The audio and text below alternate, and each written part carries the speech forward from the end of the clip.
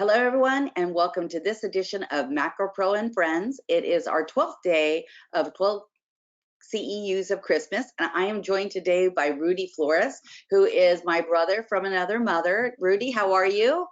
I'm doing great, Diane. Merry Christmas to everyone and happy holidays. It's great to be here. It is great. Well, you said Merry Christmas, so I'm going to ask you a joke here. Okay. How much did Santa Claus's sleigh cost? I don't know. How much does Santa's sleigh cost? Nothing. It was on the house. Here's one. What did one Christmas tree say to the other? Lighten up. Right? Lighten up. Yes, right? Exactly. Great job. Silliness. Hey, Rudy, thank you for arranging for today's speakers. Maybe you could tell people who you are and what you do. Well, my name is Rudy Flores. I'm the Senior Vice President for Payers Direct. We are a physician-owned and founded company that manages diagnostics and therapy appointments, and which is one of the key components in initial workers' comp medical care. And I don't know if most people know this, but it represents about 30% of physician fees, and it also affects about 50% of your indemnity costs. So that's why we focus on this particular area. We treat our local providers like partners, and as a result, we're getting great turnaround times, which is one of the major problems in diagnostics and therapy world. It's the delays. So our goal is to eliminate the delays and expedite the care, and then provide our partners the technology, which is a cloud-based technology that allows the referring party as well as the rendering physicians to view things on a cloud-based format and be able to also use that format to see every single status of every single appointment. So that technology expedites the care and also allows all the stakeholders to see things in real time. Our goal is to use technology in workers' comp to speed up care, better quality care, and attract better providers. So a lot of our providers are all privately owned, and we've been in business about a little over 4 years, and we're doing some great things in the industry, and I'm looking forward to continued success. Very good. It's exciting to have new products come in to be able to help the workers' comp system. It's one of those things, innovation is so important in what we do. So before we get started, Rudy, and you talk about our speakers, which, by the way, cyber is such an important topic, and we are all affected by it one way or the other. So thank you for bringing this program to us today. I want to go over a little bit of housekeeping. So the first thing is, this webinar is worth 1 CEU. It will be emailed to you within the next hours after the presentation is over. You must be logged on to the GoToWebinar platform. So if you're calling in, you will not be receiving a CEU because they cannot track your time and attendance. If you have any questions for our experts today, please put it in the question box, and Rudy and I will be asking those questions of our expert. There are handouts for today's presentation and information on the companies that are presented today. So please make sure you download those so that you have them for future reference. And then lastly, this program and all of the other programs we have will be on the Macro Pro YouTube channel, so be sure to watch that. And Rudy, now would be the time for you to introduce our guests. So thank you very much. Well, it's really my pleasure to introduce our first speaker, Desi Gomez, who is the Vice President, Property and Casualty for USI Insurance Services in Woodland Hills. He is a good friend of mine, first of all, and Desi and I have known each other for many years, and he brings to us a expertise in his area with regards to insurance risk management. He deals a lot with fully insured, self-insured programs. Desi has been with USI since 2009 and then returned again in 2019 and focuses on self-insured deductibles, loss-sensitive capital programs. He has over 22 years of experience in the insurance industry and has developed an expertise in cyber liability programs for public and private entities. Desi is a father of 2 sons and a 5-year-old daughter. He has enjoyed enjoyed coaching youth baseball over the past 10 years, and I've been fortunate enough to see a lot of those games, and has been a member of the East Los Angeles YMCA Board of Managers for the past 13 years, serving as its chairman in 2016 through 2018. He's also a expert in the topic that we have today. And so with that, I'd like to introduce Desi. And do I introduce James as well right now, Dan, or do I go ahead and introduce both of them? Yeah, both of them. Okay.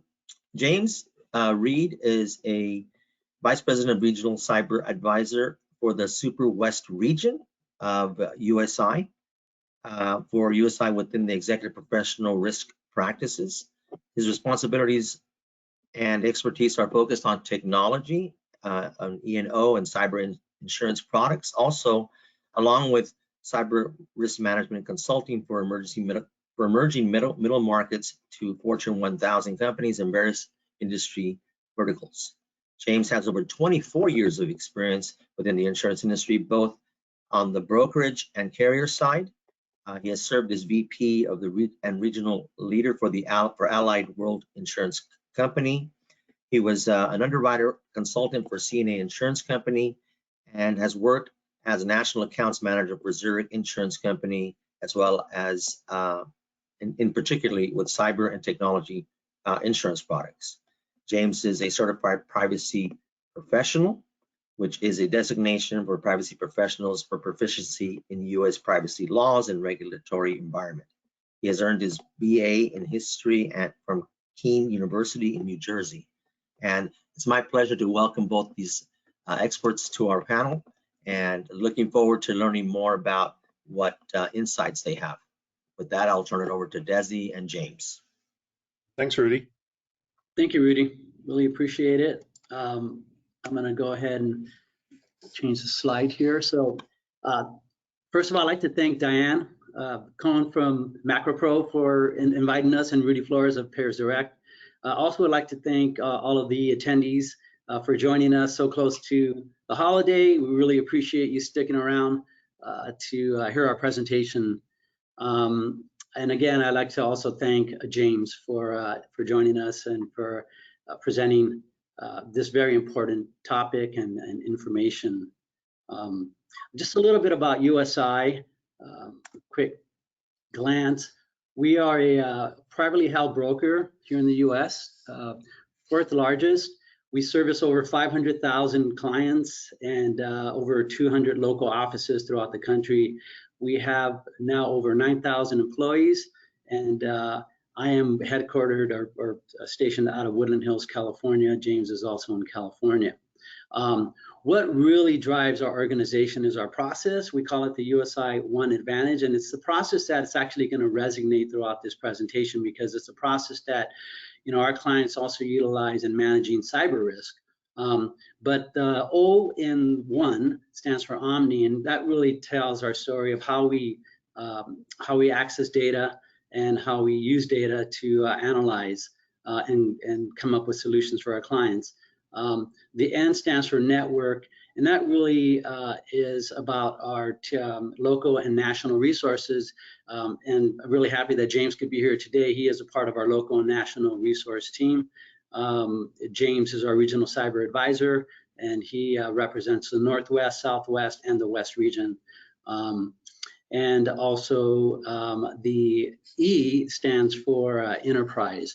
And that's really our team-based strategic planning and approach, which again, it's an approach that you'll hear today is very important in managing cyber risk.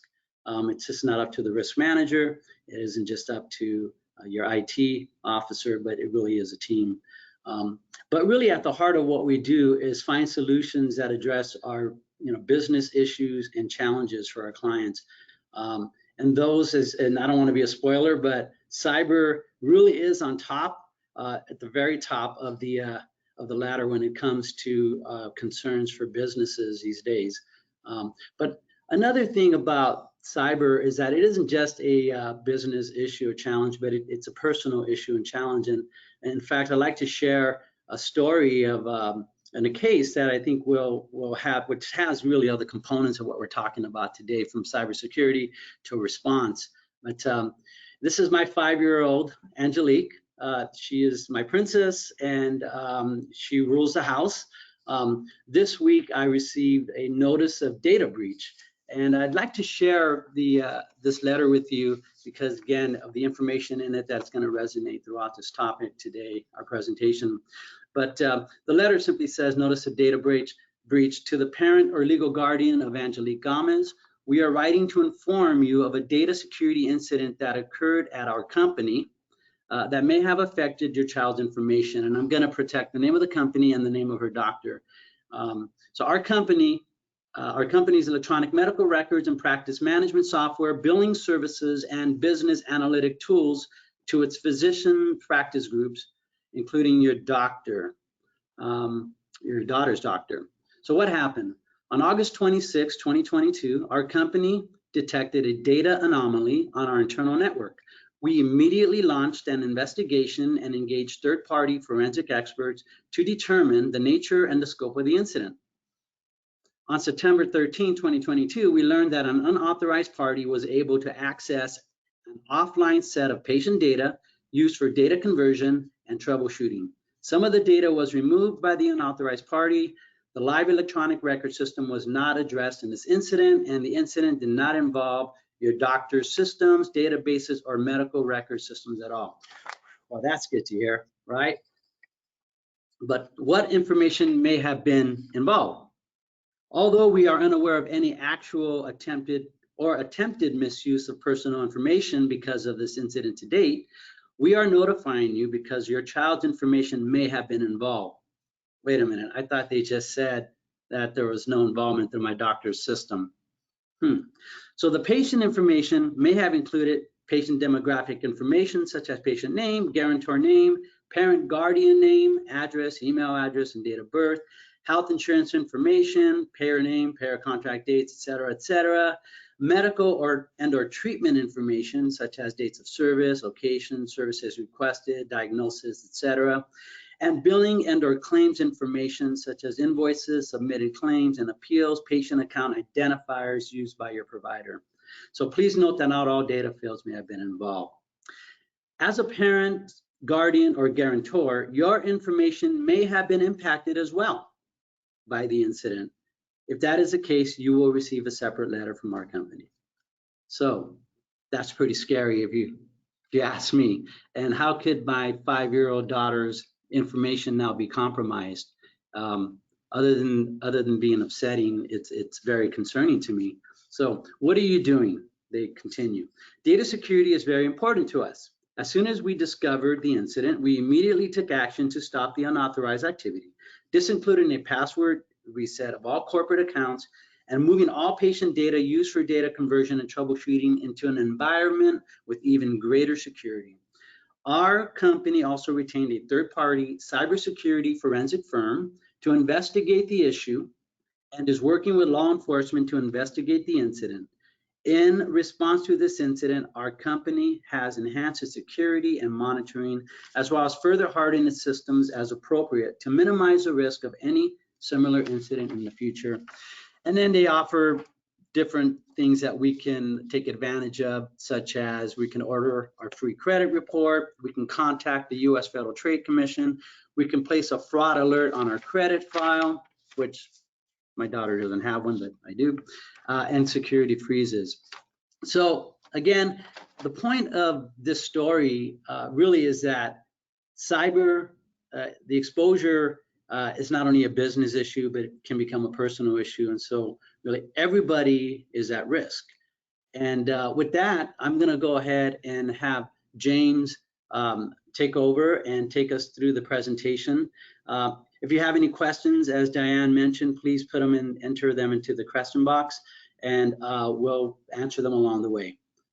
James, the floor is yours. Awesome. Thanks, Desi. And that was a great story and a personal story of how it affects everybody. But I want to invite you back on camera because you're off camera. But another thing in regards to that, you know, in terms of notification, California, which is, you know, where we both reside, is in terms of very broad privacy regulatory environment. So the thing is, where they can't tell you specifically if your daughter's information was compromised, but it may have compromised. So because of HIPAA and high tech and an additional regulatory environment within the state of California, they're notifying you just in case.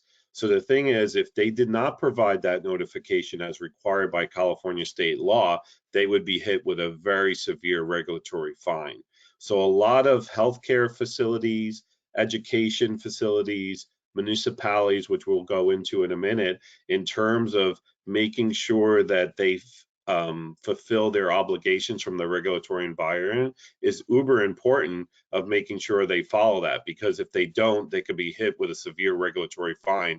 And the Attorney General of California are looking for uncompliant companies that don't file the compliance around the regulatory environment, especially around HIPAA and healthcare data. So it's very important that they provide these notifications. So I don't know if people on the call have been seeing an influx of more of this stuff, if you know a lot of our participants are in the state of California, but it's kind of an everyday thing.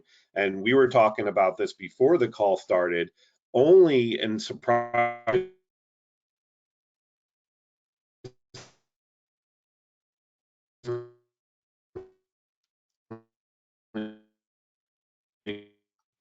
because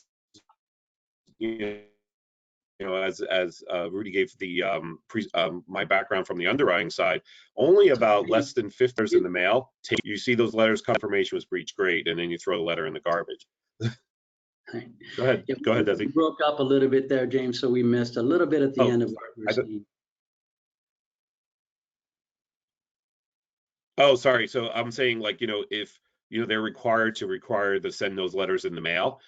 So obviously when, less than 15% of the people take on those credit monitoring services. So it's really kind of information that you can monitor your information, because a lot of companies have your data. And if they suffer a privacy breach, you want to make sure that you're monitoring your personal credit history, because you might not be buying a house or a car today, but a couple of years down the line, when you go to do that, you realize that your information is compromised. It's really challenging to unwind that information.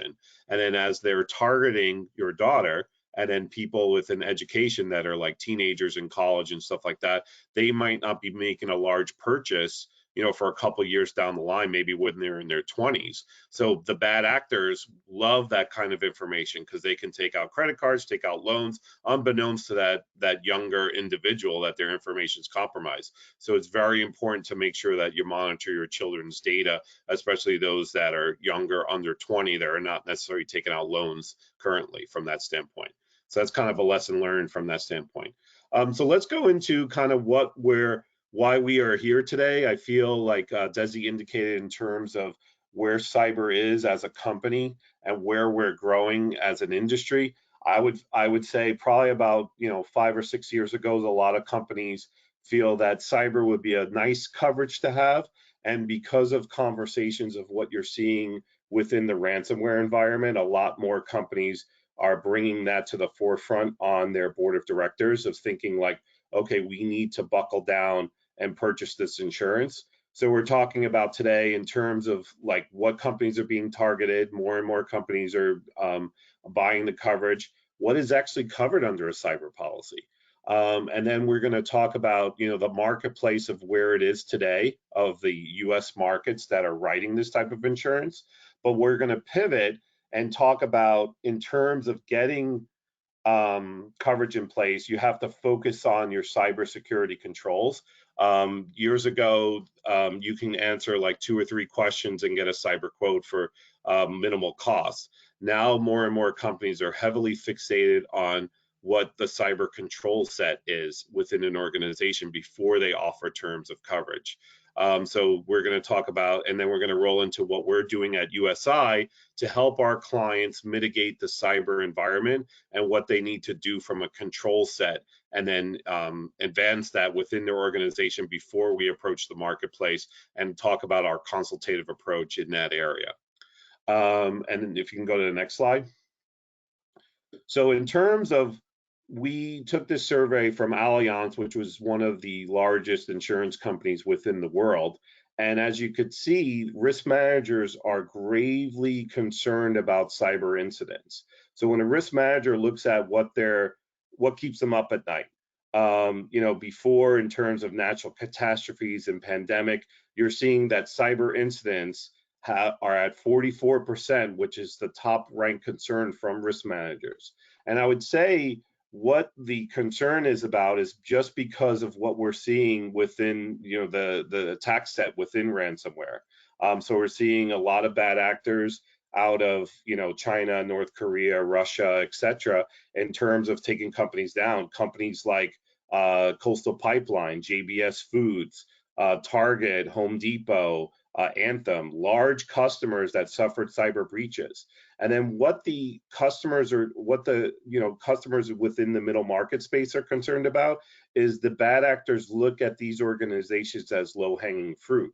And when they say that, because of large organizations that are able to spend for their cyber infrastructure, they feel that small to middle market businesses don't necessarily have a lot of money to invest in the latest and greatest cybersecurity controls. So if you kind of take down that guard, it's those accounts are easily penetrable than the large corporations. And the best way to put an example in layman's terms is if you have a building and you have sprinkler, non-sprinkler, you have a security alarm, you have a security camera, from a cyber incident, if you don't have MFA, or if you don't have certain basic controls from that standpoint, you're kind of leaving your door open within your businesses to have bad actors come in and to circumvent your system and prevent you from providing services to your clients and customers. Or if you have data on your employees and customers, not safeguard that data in a safe fashion. And then you have to have the obligation of notifying those individuals that their information was compromised. Go to the next slide, please. So in terms of who's being affected, it's everyone. As you could see within this chart, we have public sector, we have real estate, we have financial, we have healthcare. Those are organizations that are being affected today. And a lot of where we're kind of pivoting, and companies within the construction and manufacturing space, which is a big, large vertical for USI, they are not necessarily, they feel, well, why do we need to buy cyber insurance? We don't have credit card data, or we don't have personal identifiable information. But we're seeing the shift is from privacy notification breach to shut down the businesses. So the two examples that I gave earlier, JBS Foods and Coastal Pipeline. Coastal Pipeline was down for 14 days. They couldn't provide gas to residents in the Southeast, and they had a business interruption loss that resulted from a cyber attack. No private information, no privacy information data of their employees was affected, but they couldn't provide services, and they had downtime associated with a first-party business interruption, which is also covered. I'll go in a later slide on what's covered under the policy. So now you're seeing more companies within the space on the construction and manufacturing side that didn't need the coverage because they didn't necessarily have privacy data, saying, hey, what do we need to do to purchase this coverage? Because if my operation's down, I can't meet my obligations for my clients and customers, and then I would have a contract breach and then associated with, in terms of customers not providing adequate services. Or I can't check my email, or I can't make a phone call, just because the systems within these organizations are connected within the internet. And if those information's down, you suffer an electronic business interruption loss. And that's where you're seeing more and more companies are making the purchase of buying cyber to protect that organization for those exposures. I'll go to the next slide, please. So in terms of who, like going back into who's at risk and what's affected, we have a partnership with Checkpoint Software, and these are the weekly attacks that organization are seeing within their organizations. And these are attacks that didn't evolve into a cyber breach, but Checkpoint Software is more of a management software to kind of analyze in terms of the attack vectors coming in. And who are the most affected individual types of businesses is education facilities, government facilities, municipalities, manufacturing, and healthcare. So you're seeing these are weekly attacks, and you're seeing 1,600 attacks on education companies, schools and universities, I should say. And then you have, the government, the public sector area, over 1,000 attacks a week. So you're seeing major attacks. So in terms of where what you can do from a preventive measure standpoint, a lot of companies are investing within their cyber controls and infrastructure more than they ever done before. James, and so I just wanted to point out that many of our attendees, are actually from the government sector and the education sector. So I'm sure that this will hit home for them as well. Yeah, so we're seeing a very large activity in that space. And I would say in terms of, like I said earlier, in terms of attacking the education sector, because the bad actors want to get the PII data associated with the students, because they're not necessarily checking their information for a couple of years after they graduate, and they can utilize their information on the dark web to open up loans and get credit cards, etc. That would affect individuals from a personal basis. And then also the issue in terms of municipalities and universities in general. So they get funding based upon tuition or tax revenue associated with that. So in terms of that fluctuation, it's hard, people get upset when a government comes in and say, oh, we're going to raise your taxes. So the thing is, they are working with a pool of money, not an unlimited budget from a cybersecurity standpoint. So sometimes, especially smaller cities, don't necessarily have the capital to invest in the latest, greatest cybersecurity controls. So they're a little bit at a disadvantage of installing cybersecurity controls, and they're prying to bad actors coming in because they know they don't necessarily have the latest and greatest controls. So that's something to look out for as well. So in terms of what we're going into, why should we buy cyber insurance? Why is this important? I get a lot of pushback from customers where they say, well, I don't have a lot of credit card data, so why do I need to buy that insurance? And as I said earlier, it's becoming, companies are realizing that they need to buy this purchase because it does not only affect the individual data that you collect as an organization, but it's also more of an operational risk associated with uptime to provide services to your clients and customers. So in terms of a breach that kind of comes in and you can't answer your email, respond to your customers, or answer phone calls, etc., that becomes a major issue from a business interruption standpoint. So you're seeing more and more reliance on board of directors, and especially influencing companies of saying why we didn't buy this purchase. So if you have a company that's private equity backed and you had an issue where they did not purchase cybersecurity insurance, the shareholders will be pretty upset because of the devalue of the company by not purchasing a cybersecurity policy. And now you're seeing public companies disclose within their 10K in terms of what they're doing from a cybersecurity standpoint that may involve buying a cybersecurity policy. So they want to show to their shareholders that they're doing their due diligence to protect the digital assets and the company's crown jewels within the organization.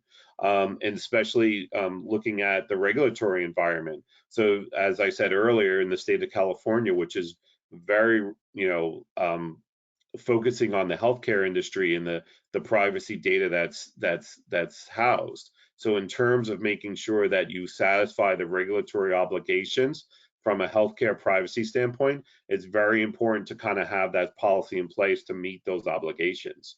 And then it rolls into a contract requirement. So a lot of company A provides services to company B that may or may not handle the privacy data of that organization. That company B might have a contract requirement that company A provides a cybersecurity policy in order to do business with them. So it's becoming more of a contractual requirement from organizations saying, okay, you can provide this service, services to us, but you need to buy a cybersecurity policy. So you're seeing companies go in and say, okay, we need to have this minimum requirement of buying a policy. So they're going out into the marketplace. And then also what's also key, which a lot of people don't necessarily realize, it comes with a turnkey solution in regards to what you could do from a preemptive cybersecurity services.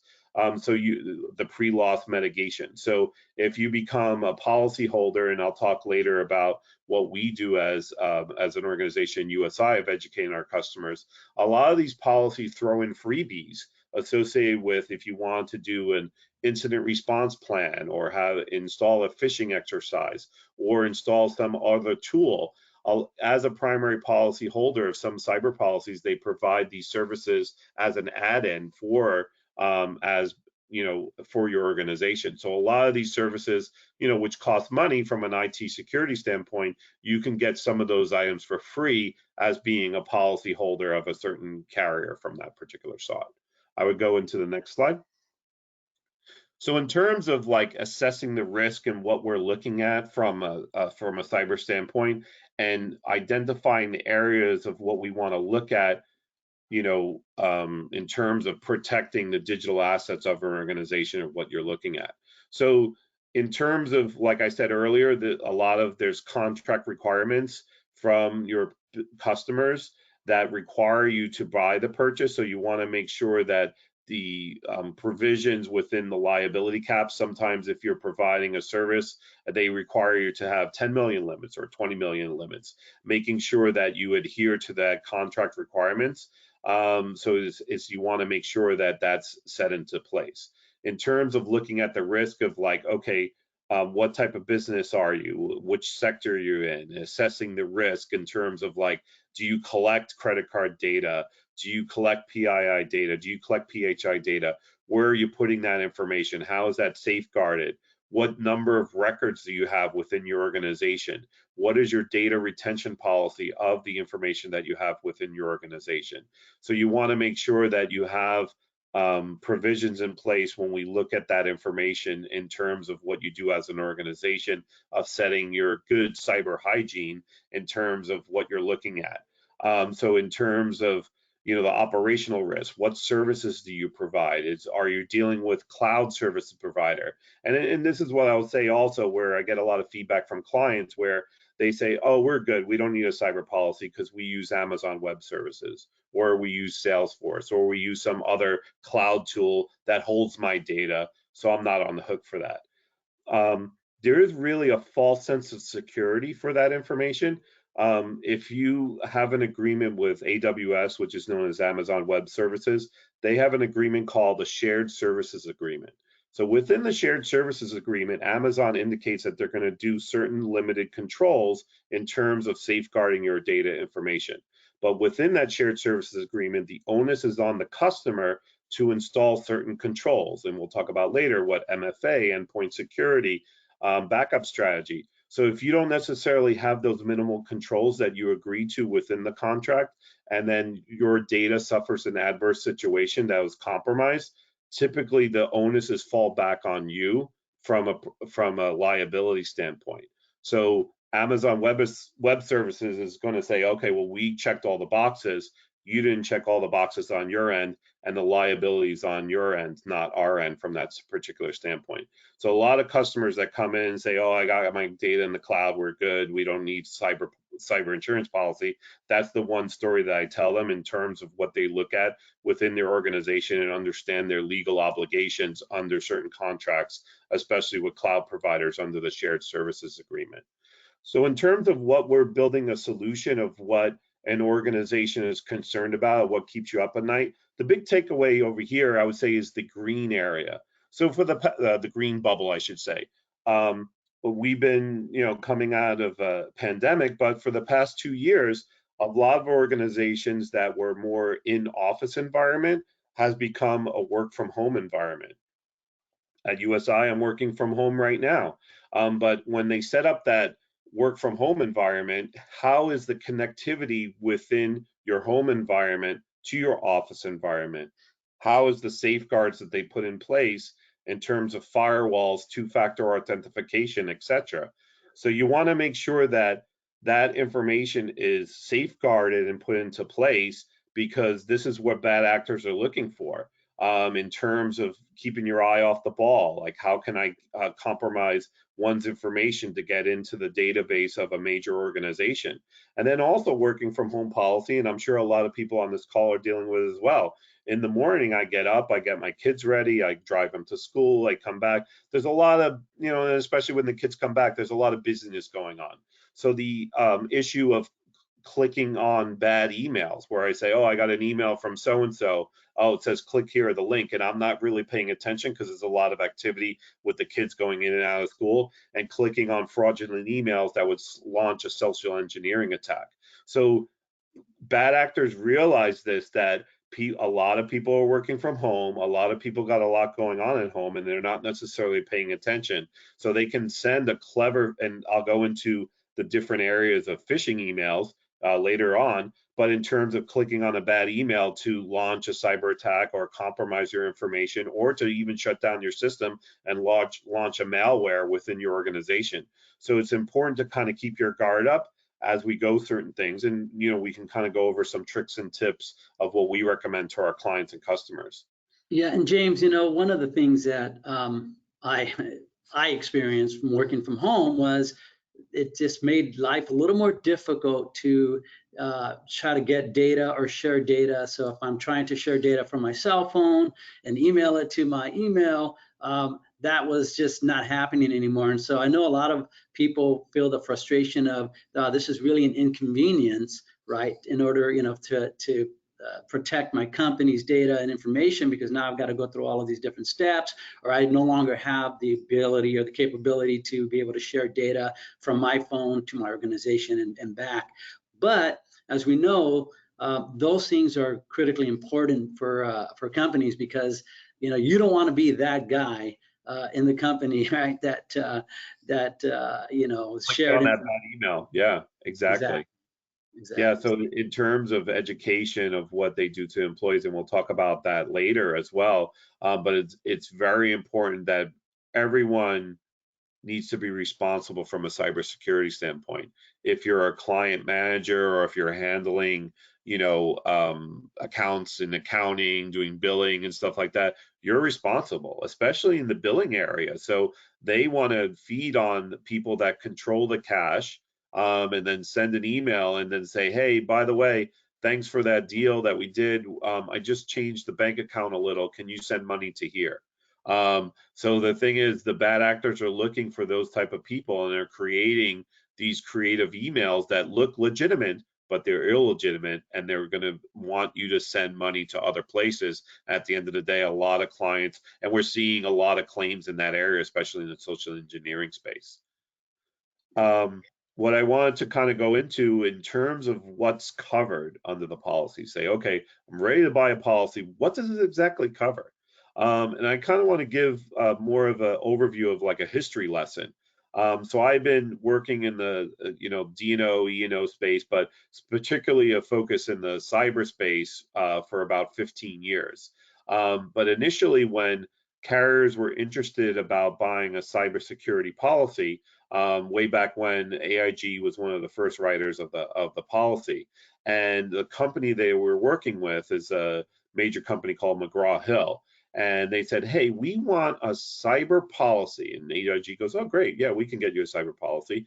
And they said, we are concerned about, because we have a website and it has a bulletin board and people can post comments on our products and services. So we're concerned about someone saying bad stuff on our bulletin board. So AIG goes, okay, great. You know, so basically, you know, if you look at number 3, website media coverage. So that's really kind of the birth of a cyber policy, because people were concerned about their cyber exposure of, you know, what's covered under the policy was really online media coverage. So people were concerned about what people were posting on bulletin boards and bad information about companies. AIG went to McGraw-Hill, says, how much you want to pay for this policy? And McGraw-Hill goes, oh, I don't know, like $200,000. Okay, good. Let me write you this policy. They wrote the first cyber policy and they sold it to this customer. A couple of weeks later, Aon came with another customer and they wanted a cyber policy as well. And they heard that AIG wrote this cyber policy and it's something that they want to write.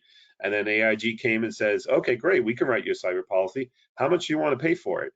And they go, I don't know, 80,000. Okay, here's your policy. And then McGraw-Hill called AIG and says, hey, you sold a policy to one of our largest competitors, but you sold to him for 80,000. You charge us 200,000. And AIG goes, we asked you what you wanted to pay, and that's what we charge you for the policy. So in terms of getting into a little area of like what it costs and stuff like that, there is a method behind the madness, and I'll go in terms of profitability of insurance company and why the rates are increasing day and day long. But I wanted to interject that antidote where the policy came into just an online media policy to all these insuring agreements of what we cover today. So it covers privacy, network security, website media. It covers PCI fines and penalties if you accept credit card data. It covers forensics and legal. So if you have a cyber breach that you need a forensic firm to come in to figure out what happened to your organization, that pays for that. It pays for a cyber breach coach. So the example that Desi gave earlier in regards to what happened to his daughter. So when that hospital facility had that issue, they put in a cyber coach. And the cyber coach, because when people's information is compromised, it's where they live. It's not where the business is. So if this particular hospital had patients that were in Oregon or Nevada or Wyoming, the breach codes comes in and say, okay, you have to follow these specific state laws because it's not an overall privacy law. Each state has their own nuances from a privacy state law, and they need to adhere to the certain provisions of that state from a notification purposes. So the breach coach comes in that's paid for by the insurance company and will tell you your legal obligations of what you need to do from a regulatory notification standpoint. Yeah, and that's correct, because as I'm looking at this letter, there addresses residents of District of Columbia, Iowa, Maryland, Massachusetts, New Mexico, and it just goes on and on specific to those states. Yeah, so it's not one size fits all, and it's not where the business is located, it's where the individual resident resides from that particular standpoint. Let's go into kind of like what happens when a breach happens. So a loss comes in, you discover the incident that there is some adverse thing within your organization, and then you discover the data incident. Click the next one. Sorry about that. Yeah, it's kind of interactive, this slide. Sorry about that. So in terms of what we need to do is we need to notify the hotline, which is under your policy, and notify that there was an incident that we need to notify the insurance carrier, and they come in with their breach codes and the forensics to figure out what happened. And then they weigh in to serve what's the notification obligations of their organization and offer credit and monitoring for the affected individuals. And then also talking about the long-term consequences. So if people remember from about 4 years ago, Capital One had an incident in regards to information that was compromised, and there was a couple of class action lawsuits associated with Capital One didn't necessarily implement adequate controls, and the people's information was affected. And then they brought a class action lawsuit to Capital One for that. So there is some issues related to long-standing things, especially if millions and millions of people are compromised, and then also the propensity of having a class action lawsuit that would piggy off the initial data breach lawsuit from that affected. And then we're going to kind of go into the types of incidents of what we're seeing. We are seeing, and people are talking about ransomware, which is a big issue that organizations may face, especially if they can't have system uptime and provide adequate, services to their customers. Because of the war in between Russia and Ukraine, a lot of the bad actors within those countries are taking a break because they have that military conflict. So we're actually seeing ransomware go down. But what we are seeing is business email compromise, is those interesting emails that come to your inbox and it says, click here, you could have won $2 million to get some a relative in Siberia that needs to kind of, win the lotto and wants to share the money with you. don't click on those emails. So what we're trying to see in terms of what we have different areas of business email compromise, which is what I want to focus on today. So you have, spam that kind of comes in. Everyone has a Google and Yahoo email search. You go into your spam folder, you see hundreds of emails of them wanting to click here, click there, click that. So you want to be careful, and sometimes the email filters within your companies don't necessarily block everything. So there is probably an email or two that you kind of look and take a second look at and saying, oh, this is not a normal email. This is like a weird email. Don't click on those emails. And then what we have is mass phishing and VIP impersonation. Within your companies and the roles that you provide within your companies, you might get an email from your CFO or your HR manager that says, hey, click here. If you fill out this survey, you get an extra day off in 2023.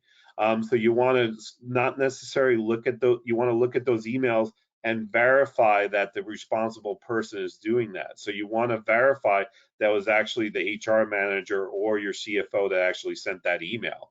And then it rolls into payroll fraud. And I'll bring up an example. We had a client that had a controller that got the email from the CEO, and they were doing a private equity transaction where they were purchasing another company.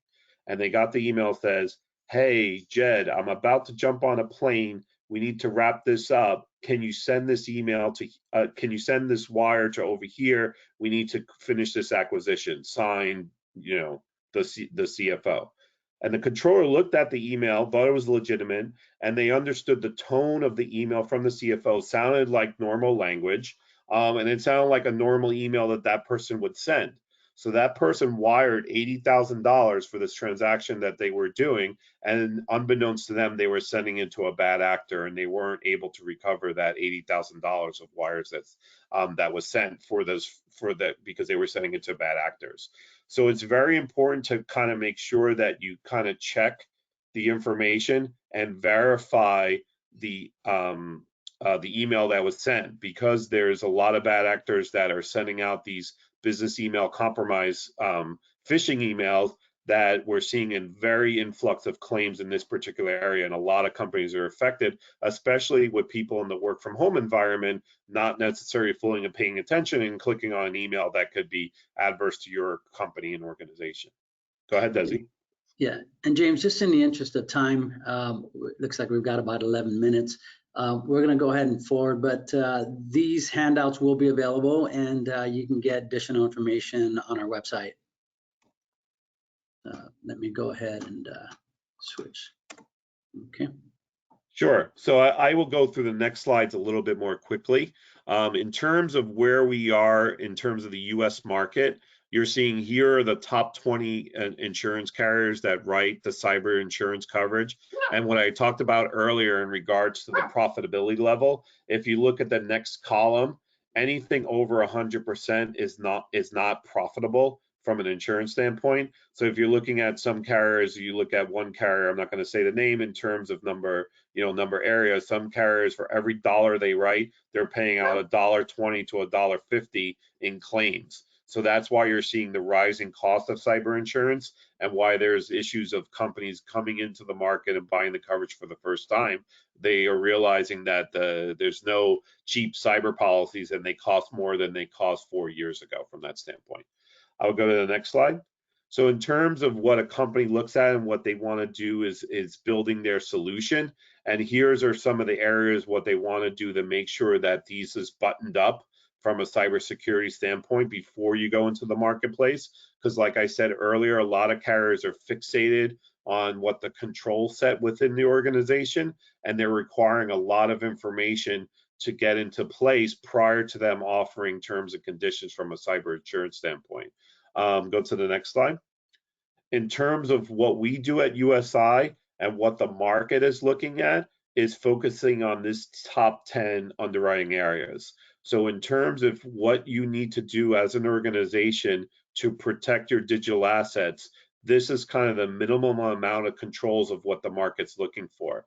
So if you're going into market to purchase cybersecurity insurance and you don't have a backup strategy, or MFA within the connectivity of your organization, you're not going to get insurance coverage, or you're going to get unfavorable terms, or you're going to go to your broker and you say, hey, you went to 20 markets, nobody quoted it, because you don't have these minimal set of controls in place. And what we do at USI is advise our clients before we go into the marketplace and advise them that they need to button up these areas before we approach the market. Because if you don't do it beforehand, you're going to muddy the waters, and a carrier is not going to necessarily offer ideal terms and conditions for your organization from a cyber liability standpoint.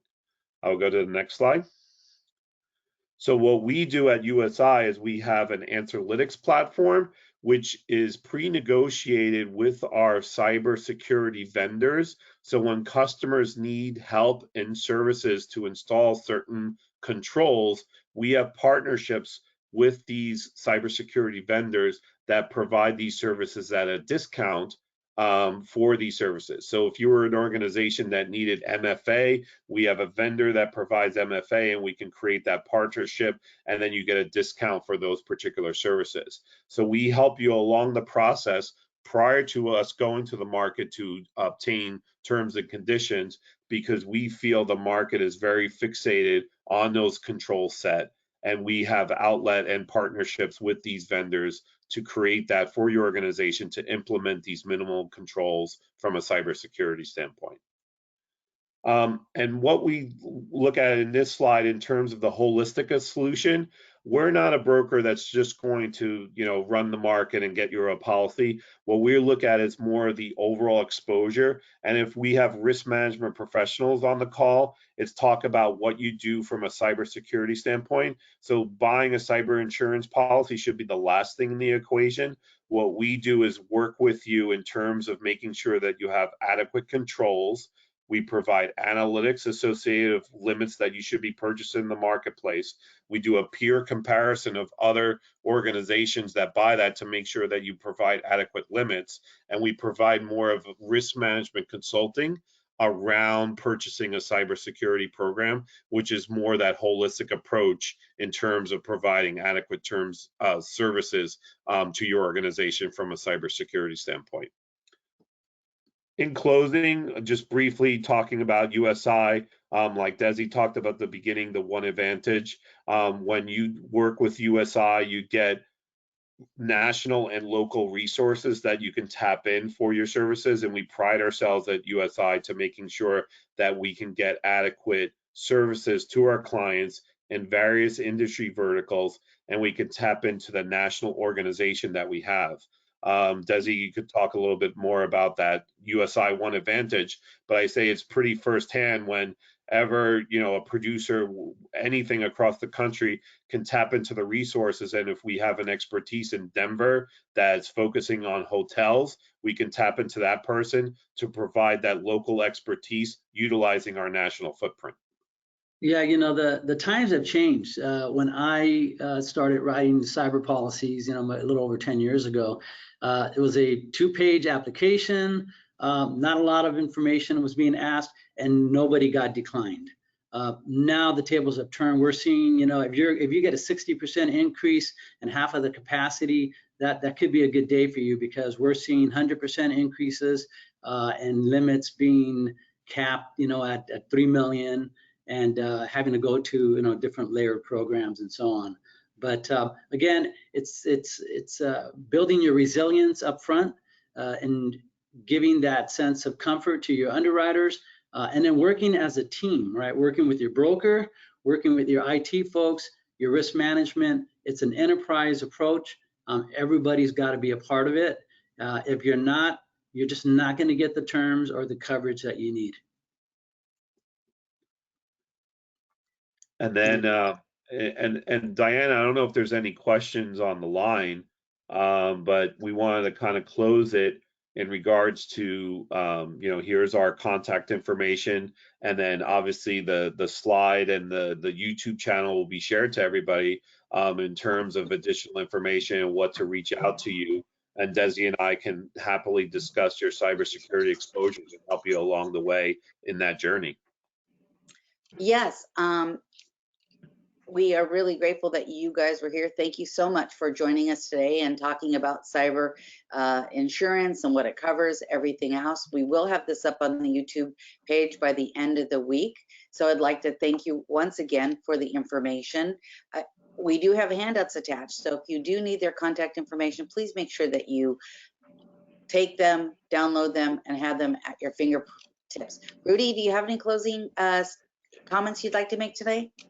I think it was a great job, guys. I appreciate it. You know, Desi has actually, we just talked about cybersecurity insurance with Desi as a company, and I was pretty amazed at some of the details that Desi provided me and the requirements that some companies are asking of us as service providers. And so thank you, Desi, for that. Thank you, James. That was amazing. It's good information. I was actually paying attention to everything you were saying, and it was really good stuff.